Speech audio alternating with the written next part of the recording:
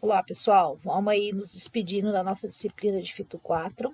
Eu vou encerrar o assunto falando das pragas, doenças e controle de plantas daninhas da cultura do café. O conhecimento sobre a cultura do cafeiro é vasto, é imenso, e eu vou deixar na leitura complementar questões relacionadas à colheita do café e relacionadas à poda e condução do cafeiro, ok? Sobre as pragas do cafeeiro, a gente sabe que tem vários distúrbios e de diversas naturezas que acometem os cafezais, provocando várias anormalidades, como queda da produção, declínio da planta, podendo aí tornar inviável a exploração econômica da lavoura.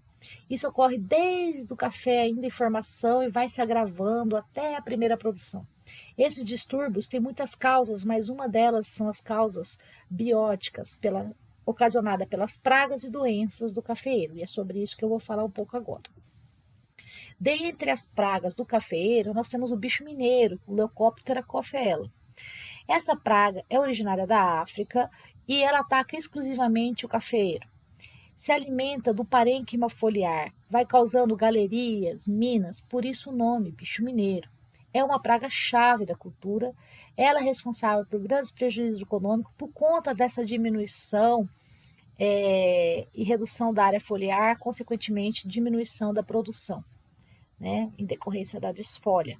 O adulto, essa mariposa, né, branca, com 6,5 milímetros de envergadura, realiza a postura na face superior da folha. Após a eclosão, a lagarta penetra na folha e permanece se alimentando durante toda a sua fase larval, causando aí imensas galerias, né, dando inclusive o nome à origem a praga. O bicho mineiro, quando em regiões aí quentes, né, ensolaradas, com baixa umidade relativa do ar, né, regiões que têm um período seco bem definido e prolongado, associado a um uso excessivo de produtos cúpricos, esses inseticidas, né, pouco seletivos, acabam eliminando os inimigos naturais. E aí favorece a um ataque mais severo do bicho mineiro nas lavouras de café.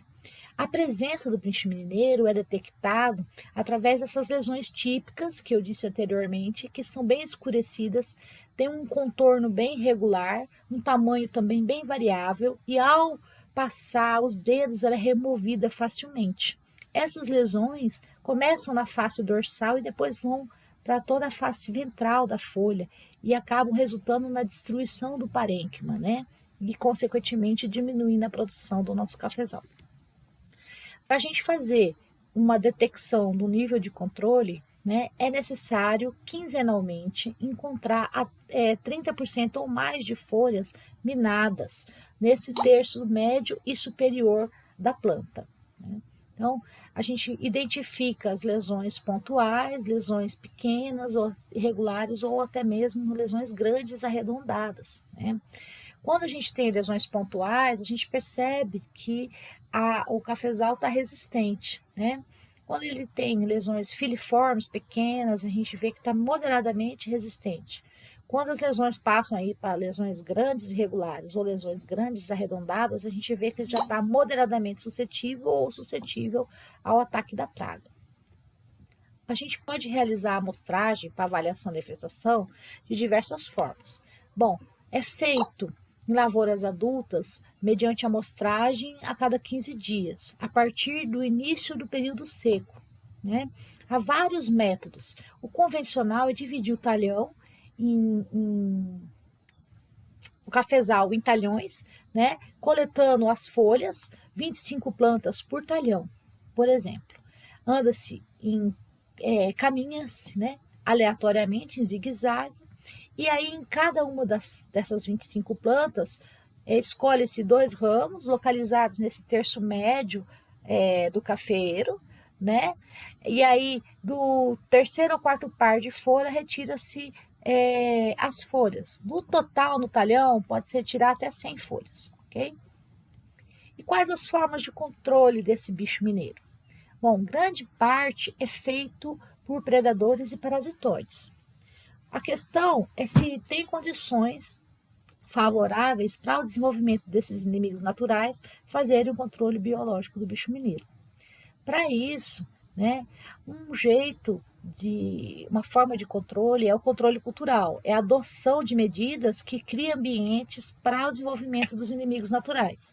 Então, a preservação de matas, áreas de matas de vegetação nativa ou áreas de mata próximas aí às lavouras, quebra-vento, reca-viva e manutenção, inclusive, da vegetação, né, nas entrelinhas. E até mesmo o adensamento da lavoura, né, favorece o desenvolvimento dos inimigos naturais e assim o controle do bicho mineiro. Outra coisa que tem que se destacar é o uso de inseticidas mais seletivos a esses inimigos naturais, que também é um fato bem importante dentro desse manejo integrado. Outra forma de controle é o controle por comportamento, consiste em utilizar feromônios sexuais que atuam em machos adultos, né? Que atraindo para as armadilhas como se fosse para o acasalamento. Ele serve para monitorar a praga e também acaba reduzindo a população desses insetos quando eles são capturados, obviamente. O controle químico do bicho mineiro ele tem que ser feito quando constatar no monitoramento que a infestação atingiu o dano econômico, mais de 30% de folhas minadas.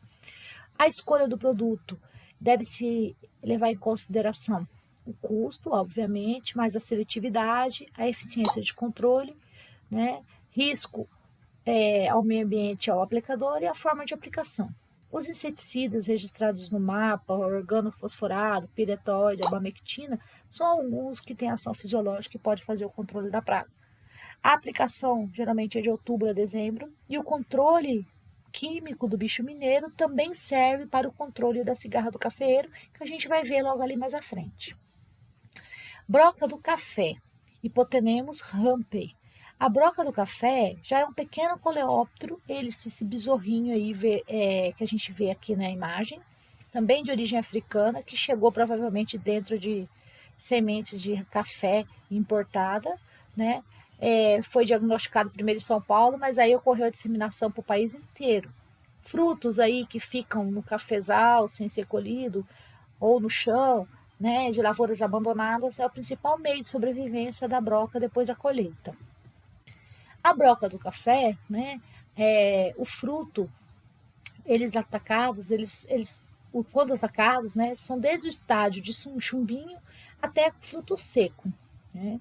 Sendo que no chumbinho a fêmea faz o furo, mas não realiza a ovoposição, devido ao estado ainda leitoso do endosperma ainda da semente. Aí, quando o fruto já apresenta um endurecimento desse endosperma, a fêmea faz a perfuração na região da coroa, constrói uma galeria, né, até a semente, onde ela faz a ovoposição. Após a eclosão dos ovos, as larvas passam a se alimentar dessa semente do café no interior do fruto, onde elas ficam alojadas. E aí segue para o estágio de pulpa. Uma vez atingindo o estágio adulto, ela copula, abandona o fruto à procura de um outro para dar continuidade, né, à infestação. O inseto adulto, o inseto fêmea adulto, possui 2 milímetros de comprimento, uma coloração preta brilhante, e o macho é um pouco menor, não voa e permanece dentro do fruto, aonde ocorre a fecundação das fêmeas. Tem citações aí na literatura que a duração da broca varia e vai até 60 dias, de 17 a 63 dias. Tem citações dizendo que ocorrem até 7 gerações durante o ano, né? Dependendo das condições climáticas, se são favoráveis ao desenvolvimento da praga. E quais são os danos causados pelo ataque da broca, né?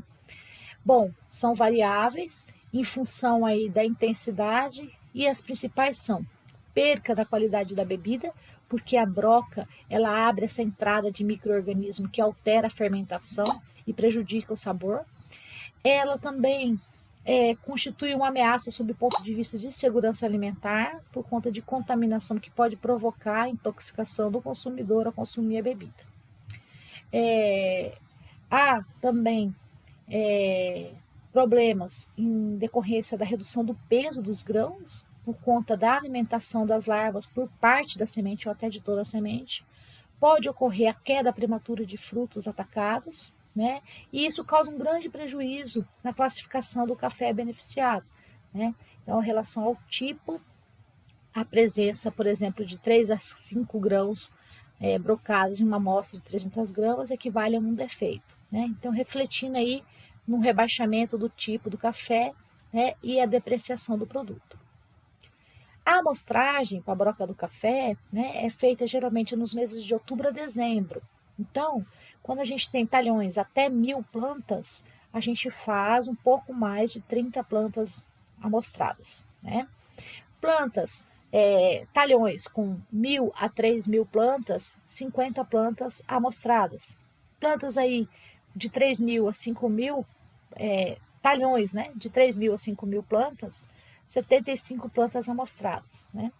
E acima de 5.000 plantas, pelo menos 1,5% das plantas precisam ser amostradas, preferencialmente nos frutos localizados nesse terço médio da planta.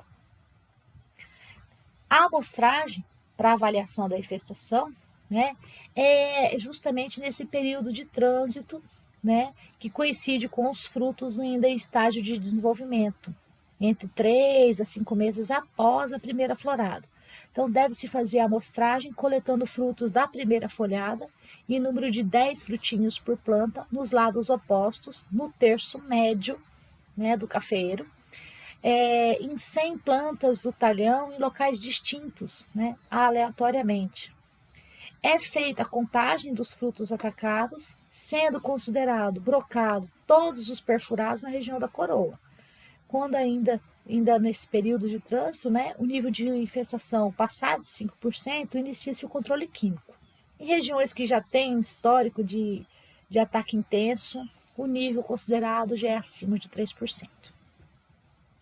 Existem alguns métodos de monitoramento com a utilização de armadilhas com a broca do café para a captura das fêmeas. Foi desenvolvido pelo IAPAR, né, Instituto Agronômico do Paraná. São artefatos aí pintados de vermelho que colocam uma mistura de etanol e óleo de café para servir de atrativo para as fêmeas do inseto. Elas são confeccionadas com garrafa PET, colocam esse frasco de mais ou menos uns 10 ml com uma tampa de borracha e um furo, né, onde tem essa mistura de etanol e óleo de café. Na extremidade inferior são colocados mais ou menos uns 200 ml de água com sabão líquido, onde as fêmeas ao caírem morrem afogadas. Então, geralmente distribuem-se aí 25 armadilhas por hectare no terço médio da planta, obviamente, para fazer a coleta e o monitoramento. O controle cultural, né, é uma das formas mais eficientes para o controle da broca. Ainda é um método que consiste, né, num cuidado extremo com a colheita. Ela precisa ser bem feita, não pode deixar frutos remanescentes nas árvores, nem no chão. Então, se isso é bem feito e bem manejado, né, ocorre uma redução muito grande da população da praga para a próxima safra. Então, é recomendável que em lavouras que têm histórico de infestação, repasse a varrição após a colheita, para que não tenha, né, frutos que vão proliferar, né, a broca. Então, assim a gente consegue interromper o ciclo sem reduzir prejuízo causado pelo inseto aí já no grão. O controle biológico com Bolvéria, né, já vem sendo utilizado, é um manejo ainda pouco testado, né?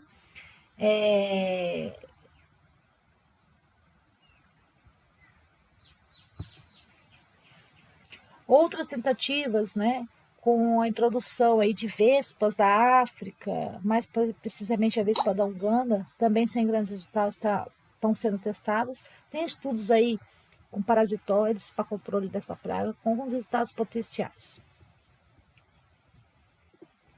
O controle biológico pode ser feito com a biobroca também, confeccionada com funil plástico também vermelho para fazer a atração, que é atrativo, interligado com o arame, uma garrafa PET para coletar insetos atraídos. Tá? As cigarras, né, do cafeeiro. Vamos lá. Nós temos aí muitas espécies de cigarra atacando o cafeeiro, mas 3 têm importância econômica. Entre elas estão a quesada gingas, né, quesada SP, a Phyticina sp e a Carineta sp. As cigarras, elas são insetos dessa ordem Homóptera, sugam a seiva das plantas, como o caso cafeeiro.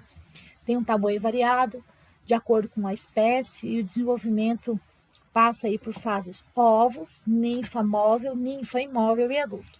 Os machos são geralmente maiores que as fêmeas e eles emitem um som, um canto, né, que é bem atrativo para elas, que imaginam que é hora do acasalamento, né, para o acasalamento. Os machos aí morrem poucas horas depois da cópula. As quesadas gigas, né, que são as que dão o maior problema econômico na cultura do cafezal, né? Depois de copulada, elas fazem uma postura endofítica, né? Ou seja, embaixo da casca, em fendas abertas pelo ovo opositor. Então, após esse período de incubação, o ovo eclode e essa larva, que é denominada ainda ninfa móvel, desce até o solo, faz pequenos furos, bem pouco perceptível, lá nas raízes mais grossas do cafezal. Essas larvas ficam aí normalmente nos primeiros 35 centímetros de profundidade ao redor do tronco. Nessa fase, elas ficam mais ou menos 1 a 2 anos se alimentando, sugando a seiva do sistema radicular do cafeeiro, provocando sérios danos, dependendo do grau de infestação, né, e da espécie predominante, esses danos são maiores. Ao final do período, de 2 anos, elas abrem orifício no solo, né, sobre a saia dos cafeeiros, saem, geralmente ao anoitecer, e se fixam no tronco da planta, se não em qualquer outro suporte próximo, né, para finalizar o seu ciclo. Nesse momento, ela é chamada de ninfa imóvel e dura aproximadamente 2 horas, onde ela retira, né, a sua pele, né, a sua casca. Seu exoesqueleto se fende, né, e o inseto passa para a fase adulta. Então, ao abandonar a casca ou a exúvia, né, esse inseto ele inicia-se, né, novamente. Então, aqui a gente tem o exoesqueleto, né, a casca ou exúvia abandonada. Aqui um outro exemplo, né? Aqui a ninfa detectada nos primeiros 35 centímetros próximo ao tronco. Aqui depois, né, a ninfa imóvel presa aos troncos das árvores, né?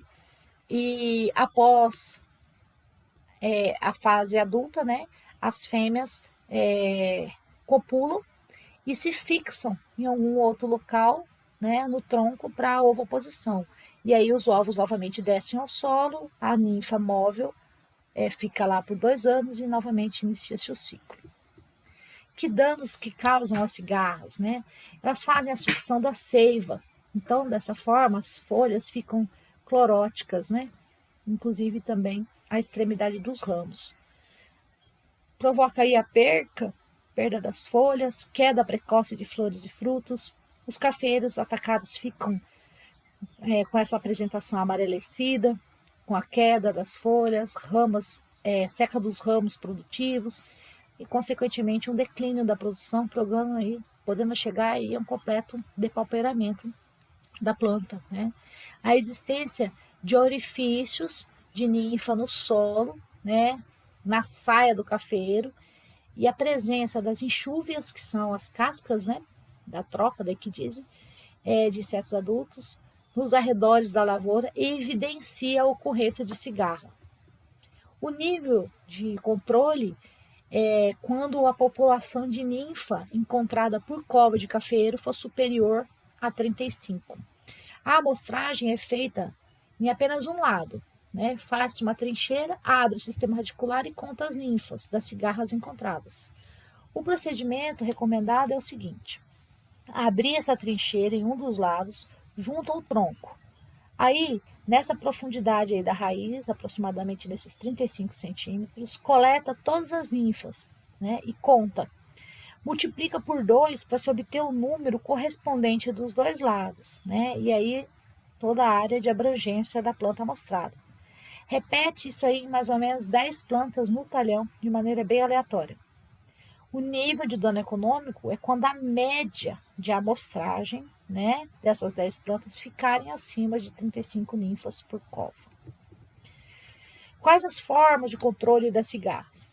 Uma das formas é o controle biológico. Tem algumas pesquisas aí já com cigarras parasitadas pelo fungo Metarhizium silope, mas a sua utilização aí no campo não se mostrou muito eficiente por conta da dificuldade do fungo, de se aplicar o fungo, né, em relação às ninfas, porque as ninfas ficam no solo, né. Recomenda-se também o controle cultural, lavouras velhas, infestadas, né, eliminar para diminuir o foco em infestação da praga. E outra forma de controle é a implantação de culturas anuais em áreas que já foram ocupadas por cafezais infestados e erradicados, né, antes da implantação de um novo cafezal, de uma nova lavoura. Há também como fazer o controle químico, né, e também o controle com armadilhas sonoras, através da atração das fêmeas, né? Como que funciona? O produto chama EcoSpray, né? O EcoSpray, ele foi desenvolvido por um agrônomo lá em Jaboticabal. Ela atrai e mata as fêmeas da quesada gigas, né? O projeto ele levou 4 anos para se consolidar. Ele é altamente eficiente e tem um princípio de funcionamento bem simples. Então, ele é composto por um alto-falante que vai reproduzir o som do macho, né, na época do acasalamento, e atrai a fêmea, e aí um sistema de pulverização cria uma cortina para a cigarra, que se aproxima desse alto-falante. Então, a cauda, né, é direcionada e voltada só para a praga, diminuindo assim o consumo. O alcance do som chega até 80 metros e pode montar ele sobre uma carreta, por exemplo, para cobrir uma área maior, né? A principal vantagem está na relação do aspecto ambiental, porque não há necessidade de contaminar todo o cafezal com inseticida, né? Elimina apenas a espécie alvo. Dessa forma aí a gente preserva as espécies benéficas, né? Os inimigos naturais, inclusive de outras pragas. Além do terreno, do lençol freático, né? E do próprio produto que vai ser comercializado. Muitos cafeicultores relatam que essa armadilha custou aí em torno de R$ 9.000, né? E era capaz de exterminar até 4.000 cigarras em menos de meia hora, né? Em relação custo-benefício, né, é enorme, porque fica em torno de R$ 18 por hectare ano. Eles consideram muito mais vantajoso se comparado com tratamentos químicos convencionais, que além dessas desvantagens ambientais, eles custam aí de 250 a R$ 700 por hectare ano, se comparado com o EcoSpray. Bom, mas o controle químico está aí, né? Ele pode ser feito aí com Furadan, com Premier, entre outros produtos que encontram-se aí nessa tabela. Os ácaros em cafeeiros. Na cultura do café existem 3 espécies, né, que causam bastante prejuízo econômico. Entre elas o ácaro vermelho, o ácaro branco e o ácaro da mancha anular. O ácaro da mancha anular ocorre principalmente problema em frutos, como esse da imagem que a gente está vendo aí ao lado, né? Também ataca a folha, mas também ocasiona essa mancha aí, bem característica, né? O principal ácaro que causa maior dano econômico é o ácaro vermelho. Ele tem um tamanho bem reduzido e ele é visível a olho nu, né? Mas pode ser melhor examinado quando a gente usa lente de aumento. Apesar da coloração, né, apresenta uma coloração avermelhada e se movimenta bem rapidamente. Ataca a parte superior das folhas, raspa a epiderme, perfura, né, as células e causa aí o aspecto de perca do brilho das folhas, daí o nome do ácaro do bronzeamento. As folhas ficam com aspecto de sujo, né, que fica provocado aí também pelo acúmulo de poeira, detritos, cascas, que dizem, né? na superfície, ficando aí retido também finas teias que são produzidas por essa praga. O ataque geralmente tem início em reboleira, né? Ele limita o crescimento da folha, causa desfolha e resulta no atraso do desenvolvimento dos cafeiros jovens. E fatores aí como estiagem prolongada, uso de fungicidas cúpricos, né, e alguns inseticidas piretróides também são fatores que predispõem ao ataque do ácaro vermelho. O controle se inicia nos primeiros sinais, em pulverizações dirigidas para essas reboleiras, evita-se a eliminação dos inimigos naturais dessa forma, né, que também atuam no controle, né, desse crescimento populacional dessa praga. Recomenda-se aí emprego de produtos do grupo vermectina, né, e cetoenol e enxofre para combatê-lo. O ácaro branco, ele é conhecido como ácaro do chapéu do mamoeiro ou ácaro das rasgaduras. Ele é visível somente com lente de aumento. Ele tem uma importância como praga um pouco menor se comparado com o ácaro vermelho. Diferente do ácaro vermelho, ele se abriga nos tecidos jovens, na parte inferior da folha, protegido já dos raios solares. A presença dele só é percebida quando a gente vê o sintoma, né? Redução de tamanho, enrolamento, encurvamento, deformação, rasgadura, sem prejuízo aí para plantas jovens. Normalmente o controle natural, né, também reduz a infestação e dispensa o controle químico.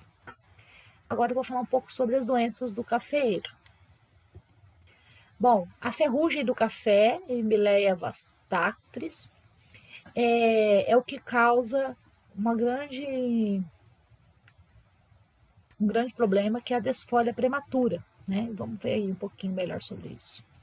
O agente causal, ele é biotrófico, ele alimenta-se das células vivas, penetra através do estômago, né? E germina, se desenvolve, mas não mata a célula. Então a gente sabe que tem aí mais de 30 raças de ferrugem, das quais aí mais ou menos umas 7, 8 tem aqui no Brasil, afetando a cultura do café. Esse desenvolvimento desse fungo, ele é favorecido pela umidade relativa alta, por baixa luminosidade, condições típicas de plantio adensado, por temperaturas em torno de 24 graus, baixa altitude, né? E um índice alto de enfolhamento, né? A ferrugem ataca inicialmente a saia do cafeiro, mas pode evoluir até o ápice da planta em infecção generalizada. Os sintomas são manchas cloróticas, translúcidas, observadas na face inferior do nimbo. Em poucos dias essas manchas vão crescendo, atingindo um diâmetro de milímetro para centímetro, né? O sinal característico é a presença dessa massa de esporo de cor amarelada ou laranja, com esse aspecto pulverulento, na face inferior da folha, uma mancha clorótica na face superior. A disseminação dele é pelo vento, por insetos, por homens, respingos d'água da chuva, plantas atacadas, né? Elas começam a ter uma atividade fotossintética reduzida, uma redução da área foliar ativa, e aí acaba ocasionando a queda, né, das folhas atacadas. Por isso ela é conhecida como uma doença que causa a queda das folhas. As condições ideais, então, são essas temperaturas, nessa faixa de 20 a 24 graus, umidade relativa elevada, para a germinação dos esporos. Não? Chuvas frequentes, ambientes sombrios, espaçamentos mais fechados e adubações e tratos culturais inadequados vão favorecer, né, vão dar condições ideais para o desenvolvimento da ferrugem do café. Dão muitos prejuízos, porque essa desfolha prematura, essa consequente seca de ramos, afeta o florescimento e o pegamento de frutos, e a produção no ano seguinte chega a cair para 20% até 45%. O controle é feito com a adoção de espaçamentos que permitem o arejamento da lavoura, então tem que se preocupar com a densidade do plantio, realizar uma adubação equilibrada, linhagens de cultivares resistentes, porque constitui um recurso que pode ser considerado lá no planejamento, na implantação do cafezal. No entanto, né, a gente tem que levar em consideração que a resistência genética, né, são muito grande, então isso pode ser quebrado, essa característica, ao aparecer uma nova raça do fungo. Pode ser utilizado fungicidas, né, o controle preventivo é feito no início do período chuvoso, né, com produtos geralmente à base de cobre, se faz em torno de 3 a 4 aplicações durante o ano, durante esse período chuvoso, com intervalo aí de 30 a 45 dias entre cada aplicação. O controle químico pode ser feito aí, né, com Ópera, Premier, Priori, entre outros, conforme a gente observa melhor aí nessa tabela. Cercosporiose, ou mancha de olho pardo, mancha de olho de pomba, né? São geralmente ataques, né, em folhas e frutos em formação, né, que dá essa característica desse anelamento, né, de cor mais amarelada. Então a gente vai ver como que funciona. Essa doença é conhecida por cercosporiose, ou mancha de cercóspora, ou mancha do olho pardo, ou olho de pomba. O agente causal é o fungo cercóspora, cofeícola. Sua disseminação ocorre de maneira generalizada e atinge todas as fases, desde o viveiro até o campo. Causa prejuízo, então, nas plantas jovens, um atraso no desenvolvimento, desfolha e seca dos ramos. E a queda prematura de folhas e frutos, né? Um amadurecimento prematuro de frutos e grãos xoxos e malgranados em plantas adultas. No campo, né, os plantios efetuados tardiamente, devido à falta de água, a uma nutrição ou uma nutrição que não seja adequada, favorece o ataque da planta. Então, quando a gente tem falta de água e falta de nutrição, o ataque da planta é mais intenso, né, por cercóspora. Esse desenvolvimento do fungo também é favorecido pela umidade relativa do ar alta, associada a uma insolação excessiva ou alta luminosidade. Então, a gente tiver uma planta, nutrição desequilibrada ou deficiente, principalmente de nitrogênio, ou com desequilíbrio de nitrogênio e potássio, o ataque é mais severo, né? Provoca aí um sistema radicular pouco desenvolvido, defeituoso, né? Ou com textura inadequada, solos muito argilosos ou muito arenosos, né? Então, se a gente tiver plantas nessas condições de desenvolvimento, né, radicular, ou o plantio nessas condições de textura de solo, também são condições para um maior ataque. O cercóspora, né, os sintomas podem ocorrer nas folhas, como eu havia dito, e nos frutos. Nas folhas, essas lesões têm um tamanho pequeno, são mais ou menos circulares, tem essa coloração marrom, né, um centro cinza claro, e quase sempre desenvolve esse halo amarelado, como eu havia dito, tendo esse aspecto de olho, por isso que é chamado de mancha de olho pardo, ou olho de pomba. Há alguns casos, as lesões não têm esse halo amarelo e é chamado de cercóspora negra. Os frutos também são infectados na maior frequência nos meses de janeiro a março, e as lesões são visualizadas em época próxima à maturação, né? As lesões nos frutos são deprimidas, também de coloração marrom ou arroxeadas, tornando-se escuras quando mais velhas.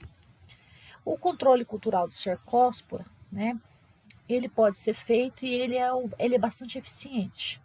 E é adotado desde a fase de viveiro, prosseguindo aí por toda a vida útil da lavoura. É feito através da instalação de viveiros em locais secos, arejados, bem drenados, que tenham rigoroso controle na irrigação, evitar o excesso de água ou a falta de água, proteger os viveiros contra os ventos frios, né? Ter mecanismos que controlam a insolação, preparar substratos com teores bem equilibrados, né? Ricos em matérias orgânicas, boas propriedades para proporcionar um bom enraizamento, né? Porque mudas com enraizamento inadequado são mais suscetíveis a cercóspora, como eu havia dito. Aclimatar as mudas antes de levar a campo, né, para o local definitivo de plantio.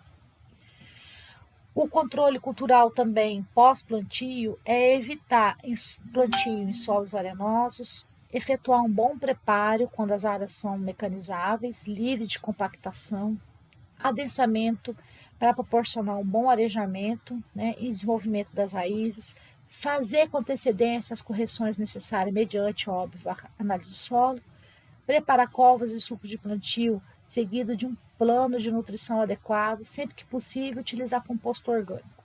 Né? O monitoramento após plantio, principalmente depois do período chuvoso, né?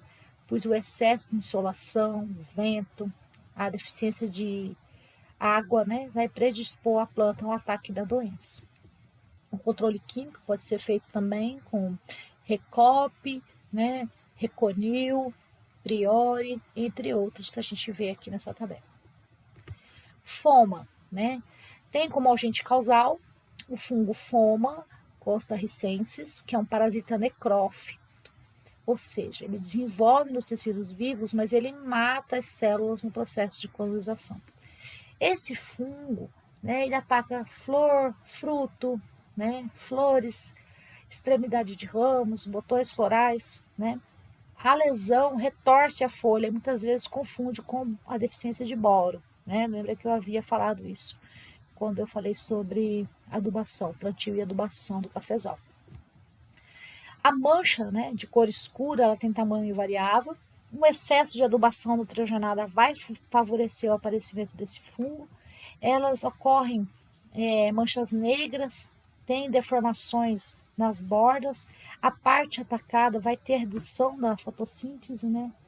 E em função dessa área necrosada, vai promover a disfória, seca de ramo, queda de flor, chumbinho, né? Reduzindo aí a produtividade. Os sintomas, quando na pré-emergência causa a morte da plântula antes de atingir a superfície. Então, no canteiro, lá no viveiro, observa-se as faixas em reboleiras, isso já evidencia o desenvolvimento anormal da germinação. No campo, após 1 ano de plantio ou mais, as plantas podem murchar, secam e podem tombar, devido ao roletamento do caule na região do colo, né, causado pelo foma. As condições favoráveis são temperaturas baixas e umidade relativa alta, excesso de umidade, chuva contínua, irrigação excessiva, local mal drenado, excesso de sombra dentro do viveiro, tudo isso favorece ao foma. E no campo, o ataque severo é justamente no período chuvoso. O controle pode ser feito com o uso de quebra-ventos, evitar excesso de nitrogênio nas adubações, né? E com o fungicida, obviamente. Pode ser feito o uso de fungicidas de controle preventivo, com produtos à base de cobre, fazendo-se de 3 a 4 aplicações durante o ano, né? Justamente no período chuvoso. E pode ser feito o controle curativo com fungicidas químicos, emprego de produtos aí à base de estruburilinas ou triazóis, né, que acelera, devido à acelerada disseminação desse fungo, pode se iniciar já logo nas primeiras constatações, os primeiros sintomas dessa doença. Então aqui, produtos como Aliette, Abstar, né, Bravonil, são grandemente utilizados.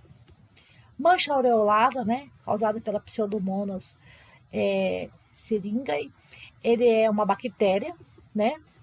Essa bactéria ocorre tanto nas mudas como em plantas adultas. As áreas lesionadas, elas desprendem-se das bordas, né? Essa é uma característica. As condições favoráveis são quando as lesões provocadas, né, devido ao atrito das folhas por causa dos ventos fortes, né? Então as folhas ficam recobertas de partícula de poeira trazida pelo vento, e essas lesões provocadas são uma porta aberta para a entrada dessa bactéria. Outra porta aberta para a entrada da bactéria são as lesões provocadas pela mancha de olho pardo, pela mancha de foma, ferrugem, bicho mineiro, entre outras. A mancha areolada, né, também pode encontrar uma porta aberta quando a ocorrência de chuvas de granizo ou um frio intenso, e essas injúrias causadas pelo clima favorecem, né, a penetração desse patógeno, né, através dessas lesões. A disseminação da bactéria também se dá através de respingos de chuva, que pode ser dentro de uma mesma planta, como de uma planta para outra. O controle da mancha aureolada pode ser feito através de quebra-vento, né? Então, é preciso planejar o plantio desses quebra-ventos, sejam eles temporários ou permanentes, né? Adotar espaçamentos mais largos como forma de evitar esse acúmulo de umidade por longo período. Pode ser feito controle químico e deixar para colher áreas que apresentam essa doença posteriormente. Aqui são alguns produtos, né? Casumim, né? Contact, né? Pode ser utilizados tanto produtos inorgânicos, né? Químicos, como também antibióticos. Nematóides. As plantas afetadas, né, infestadas, apresentam, na verdade, o sistema radicular reduzido, porque eles são uma praga de solo. A parte aérea, ela apresenta aí uma decadência, folhas cloróticas e uma queda das folhas. A disseminação geralmente é por mudas infestadas, pela água da chuva, ou até mesmo por implementos agrícolas que veio com solo contaminado. O controle pode ser feito preventivo ou cultural, através da rotação de cultura e o aumento da matéria orgânica no solo. Muita gente utilizando o porta-enxerto como a Poatã por ser mais resistente, né, a nematóide. Mudança de área também, né, é muito utilizado como controle. Onde a gente precisa amostrar, então, né, para a gente entender o nível de dano econômico. Então, quando a gente das pragas e das doenças, né? Então, no terço superior, quando a gente quiser mancha de foma, né?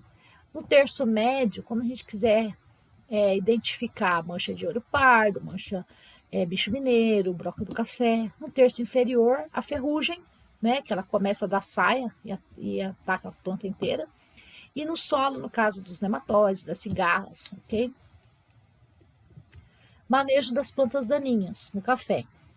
Bom, se nós tivermos aí a considerar que o cafezal, né, tem um sistema radicular restrito, né, tem um menor porte de plantas, né, que aí podem ser abafadas pelo mato, né, o crescimento sobre esse suco de plantio, que geralmente é bem adubado, né, devido à falta de cobertura do solo também, pode provocar a infestação de plantas daninhas no cafezal.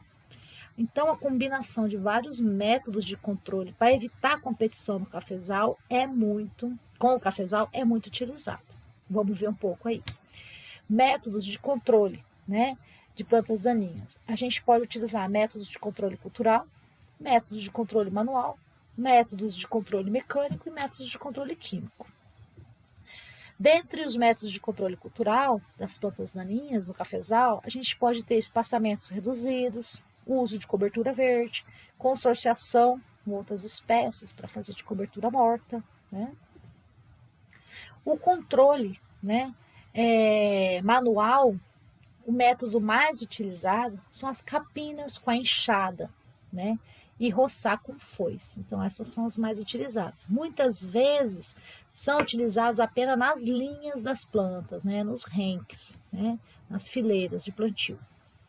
É o método mais utilizado para lavouras com um espaçamento adensado e cafezais ainda em formação. Então, através do uso da enxada, né, na linha, ou roçadeiras, né, costais motorizadas, para o controle manual da planta daninha. Ele é eficiente porque ele tem é fácil de fazer, né, não é muito complicado, mas ele tem baixo rendimento, né, porque é manualmente. E ele tem um custo oneroso, devido, inclusive, à ausência de mão de obra para trabalhar nessas áreas de café. Geralmente, o controle mecânico de plantas daninhas é aplicado nas entrelinhas, né? Mas podem ser aplicados também descentralizados.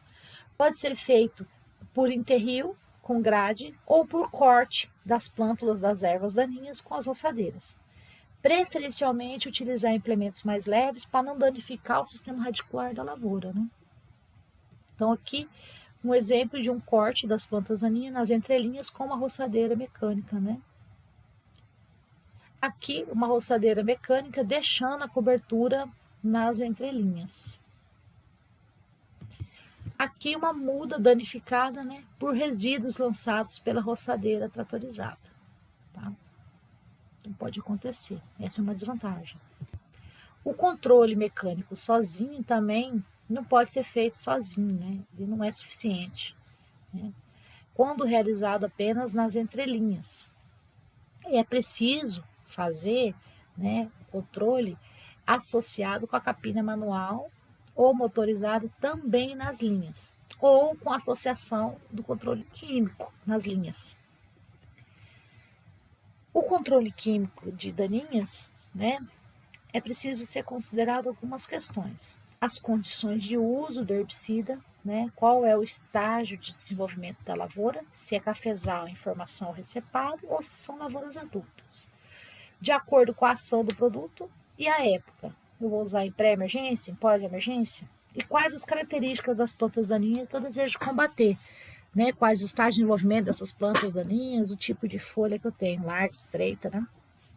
Aqui eu tenho uma tabela com os principais herbicidas para controle de plantas daninhas em lavouras em formação ou lavouras já produzindo, com as doses indicadas, aplicação, pré e pós, os espectros de ação, se atinge folha larga ou folha estreita, certo? Então, a gente pode estar consultando aí posteriormente, em caso desejam aí atender alguma demanda de construção de lavoura. Em pré-emergência, né, a gente pode utilizar o Goal ou o Galligan, de 3 a 4 litros por hectare, e tomar muito cuidado para não atingir diretamente as mudas, porque ele causa aí um amarelecimento e uma paralisação do crescimento. Então, pode dar aí uma fitotoxicidade. Em pós-emergência, né, a gente procurar utilizar herbicidas mais seletivos. Né? Para a folha estreita, a gente tem vários que não são registrados para a cultura do café, e temos aí o Clitudin, que atua em folha estreita, é extremamente seletivo, inclusive sobre mudas em pós-plantio. Em pós-emergência, né, a gente pode estar usando aí Classic e similares, utilizando aí em plantas daninhas ainda jovens, né, causando aí pouca toxicidade ao cafeiro, mesmo que não seja registrado para cultura. Aqui, a aplicação da mistura de Verdict com Clariburon, uma linha sobre a plantação jovem. Em cafezais adultos, geralmente são utilizados herbicidas de amplo espectro, recomendado o uso de aplicação protegida. Os mais utilizados são o glifosato, 2,4-D, paraquat. Para fazer a aplicação protegida, utiliza-se geralmente pulverizadores em carrinhos, né, com um acessório chamado chapéu para o controle da deriva. Aqui, aplicação de glifosato, né, controle eficiente de marmelada, né, com seleção já para trapoeraba, devendo nesse caso aí ser usado, já que ele não pega trapoeraba, a mistura de produtos, né. Nessa tabela, a gente tem uma mistura de herbicidas para controle de plantas daninhas aí, em produção, com doses e aplicação pré e pós-emergente. Então, a gente pode estar utilizando aí, né, vários produtos associados com o Diuron ou Simazine, né, ou 2,4-D, para controle de plantas invasoras. Aqui um herbicida pós-emergência em área total, antes da colheita. Bom, gente, o que eu tinha para falar era isso, né? Espero que vocês tenham gostado, né? Caso tenha alguma dúvida, me mandem um e-mail ou me procurem no WhatsApp que eu tô pronta aí. Foi um prazer enorme estar com vocês aí nessa jornada. A gente se fala lá pelo Google Class.